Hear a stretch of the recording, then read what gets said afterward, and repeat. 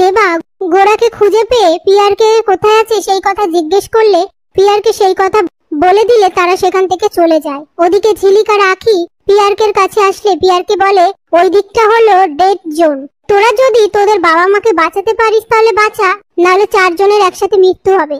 এরপর আখি ঝিলিককে বলে তুমি আমায় বলে দাও কি করতে হবে, আমি সেভাবেই এদেরকে শায়েস্তা করছি। এরপর ঝিলিক যেভাবে বলে দেয় আখি গুন্ডাদের সেভাবেই মারধর করে। হঠাৎ করে ঝিলিকের লেবার পেন উঠলে তখনই গৌরব আর দেবা সেখানে আসে। এরপর গৌরব ঝিলিককে বলে আমি তোমায় হসপিটালে নিয়ে যাব। ঝিলিক বলে তুমি বাবা মাকে বাঁচাও, আখি আমায় নিয়ে যাবে। এই বলে তারা সেখান থেকে রাস্তায় আসে। ঝিলিক বলে আমি হসপিটালে যাব না, আমাকে মায়ের কাছে নিয়ে চল। তারপর আখি একটা ঠেলা গাড়ি করে ঝিলিককে নিয়ে যায়। এদিকে গৌরব আর দেবা পিয়ারকের দলের গুন্ডাদের মারধর করে অনিমেষ বাবু আর রেবতীকে বাঁচিয়ে নেয়। এরপর কালু গৌরবকে গুলি করতে গেলে পিয়ারকে সেটা দেখতে পেয়ে গৌরবকে সরিয়ে নিলে গুলিটা পিয়ারকের কাছে এসে লাগে।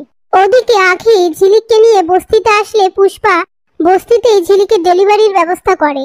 তারপর ঝিলিকের 2টো যমজ সন্তান হয়, সেটা দেখে সবাই খুশি হয়ে যায়।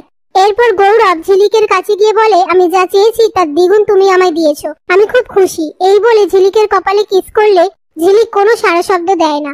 সেটা দেখে গৌরব বলে ঝিলিক কোনো সাড়া শব্দ দিচ্ছে না। এই কথা শুনে আখি ঝিলিকের কাছে এসে বলে আজ যদি তুমি সাড়া শব্দ না দাও তাহলে আমাদের 2 শালিকের গল্প কিন্তু মিথ্যে হয়ে যাবে। এই বলে কাঁদতে থাকে। তখনই ঝিলিক চোখ খুলে আখিকে বলে কেউ কোনোদিনও বলবে না এই কথাগুলো, আমিও না তুইও না, সবার মুখে মুখে ঘুরে বেড়াবে 2 শালিক।